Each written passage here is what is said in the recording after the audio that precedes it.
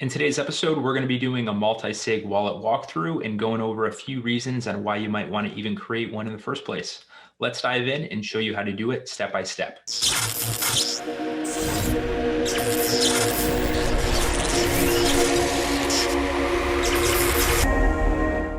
What is going on, everyone, and welcome back to another episode of the Quantum Resistant Ledger channel, your video portal into the world of post-quantum digital asset security. On today's episode, we are going to be doing a multi-sig wallet walkthrough, and with me for the episode is my co-host, Michael Strike, our Director of Outreach.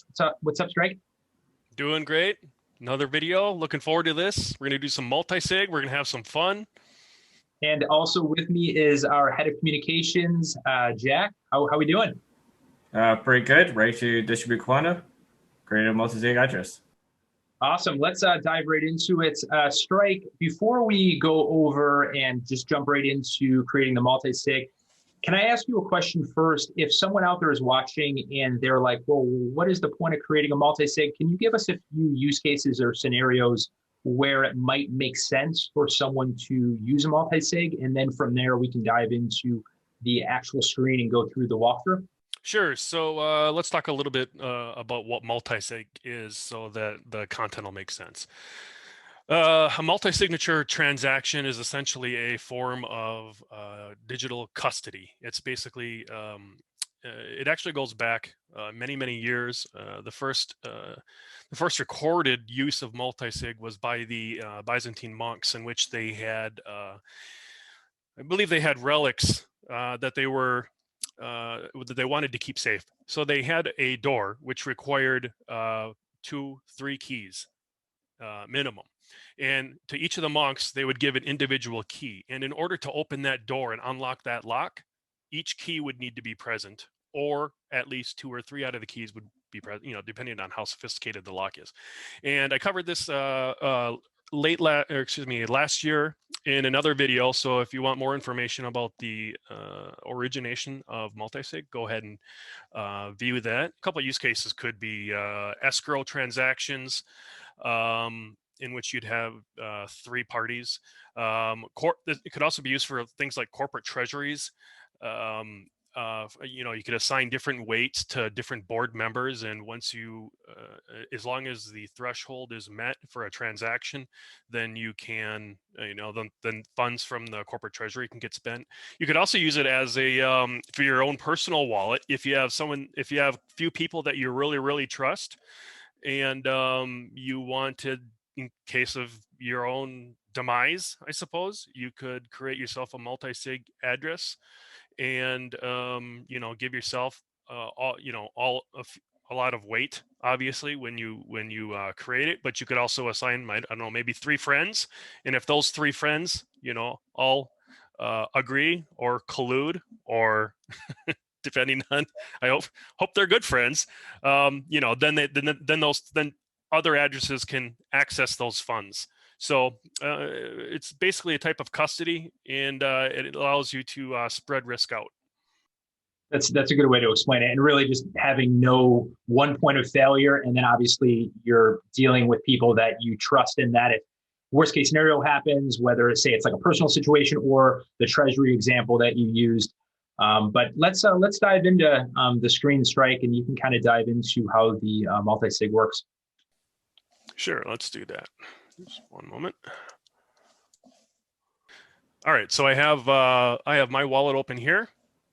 I have 2 Quanta. I'm going to go to Tools. The first thing we're going to do is create a multi-sig address. So I'm going to go into this Tools, multi-sig functions, and what I'm going to do is, Jack, I'm going to put you in here. Great. Give you a weight of 1. No. Ryan, you 2. And for those of you watching, what's happening now is what you would be doing in this scenario is the people that you would be creating the multi-sig with, this is where their addresses would be going in real time. So this is what's going to be called a 2 of 3. So what I'm going to do is set the threshold to spend as 2. So what that means is that Jack's is here, Ryan's is here, mine is here. If 2 people want to spend Quanta from the from the multisig address, then they can do that. One person cannot. That transaction won't go through. And that's essentially how it works. So we'll set the threshold to 2, and we'll click on confirm. And confirm multisig transaction creation. It's going to create the multisig wallet. Click to send. And here is our multisig wallet address. Okay, I got the address. I'm setting it 25 Quanta. And okay. And let's just jump over to send and receive. So it looks like this in the web wallet. If you see this, moving around here, that's showing that you have an unprocessed transaction. We'll wait for that to finish, and we'll be right back. All right. So we have our multisig address is, after a little bit of time, has been confirmed by the network. So what we're going to do is we're going to go into Tools, Multisig, and that multisig address that we created has 25 Quanta in it. Thank you, Jack. And what we're going to do is I'm going to create a multisig transaction. So this is going to this is asking me where I want to send Quanta from. And then after I create this transaction, then two out of the 3 of us need to vote on it. And once that vote finally meets the threshold, then it just gets spent. So Jack, I'm going to send this back to you. Oh, thanks. You're welcome. I'll give you all 20. I'll give you all 25 of it back. And we're gonna I think you need more. double check everything here. Actually, I probably need a little bit for a. Yeah, do 24.5 transaction fee, and I'll click on confirm, and there we go. So under create up here, we created the multisig address, which is a multisig wallet.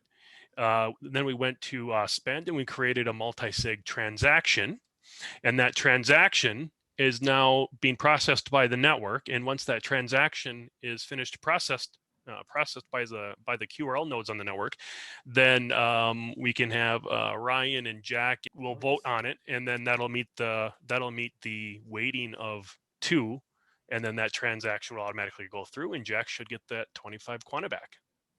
So, all right, transaction is complete. It looks like it's been confirmed. So, nice. And then I'll just select in here. It looks like that's the transaction right there, 24.5. Shows up automatically for you. So I'm going to hand it over to you now, Jack. Why don't you want to do the first vote? All right, yeah. So I'll share my screen here. I have a wallet open here. I'm going to go to the Tools tab, Multisig, Vote, and select the transaction I need to vote on, and then click it. And it's going to give me the details of the transaction, and I want to approve it, not reject it, especially since it's going to back into my wallet. It's going to cost 1 Quanta, and I can confirm. Now, the OTS key is for my own wallet, so it shares the same OTS index. And send. Now wait for that to get posted to the network. And then next up will be Ryan's turn to confirm or approve the transaction. Okay, so I'm here as well in the tools box here. We're going to hit multisig. I am here going to hit vote. Doing the same thing that Jack did, select transaction. We're going to be clicking on the same one. Scroll down, and here doing the same thing, making sure that I'm approving it, not rejecting. There's the small fee there. We're going to confirm. It's going to ask one more time. Click to send, approve, and it will push through. So there you go. There's a multisig create transaction, which was created by Michael, and then I voted as well as Ryan, and I received it from the multisig spend transaction because the threshold of 2 was met. And now I have 26 quanta that I can spend anywhere I want. Awesome, Jack. Well, that kind of wraps up the multi-sig address walkthrough. In closing of this part, Strike, can you just go over where kind of like a starting point or a first step would be for someone that maybe is familiar with multi-sigs from Bitcoin, or they've done it before, or if it's someone that is learning about multi-sigs for the first time, what should they do as a first step? Maybe today they don't want to set something up that's all official for personal or business reasons, but what should they take? What action should they take now to do this themselves as opposed to just watching us do it in a YouTube episode? You know, multi-sigs, it can be a little confusing up front. The best way to do that is just run through the steps that we just did on the video and just learn how to do it, and so that it's fresh in your head. Once you just doing just a few transactions, it'll be muscle memory. So there's a lot of resources. You know, there's different multi-sig, different blockchain projects that support multi-sig as well. It's also does exist as features of blockchains, and a lot of network participants don't even know that it's there. So if you've got a favorite coin, do a search for, you know, multi-signature or multi-sig, and on your favorite coin, and you may very well find out that, you know, your favorite coin, which is QRL or is not QRL, it is, right? If you have a second favorite coin, I should say, you know, it may have multi-sig support, and you may not even know. Thanks for covering that part. And if you haven't explored this already, make sure that you go to wallet.qrl.org. And if you haven't already done so, make sure that you subscribe to our YouTube channel. That way, each new video we come out with, you are the first to know VIP section to be able to know when we come out with new content. Jack, thank you for joining Strike and I to do the multi-sig. Obviously, you can't do a multi-sig with 2 people on a call. You need 3 companies. So thank you for joining us as well on today's episode. Anytime. It was happy to be here.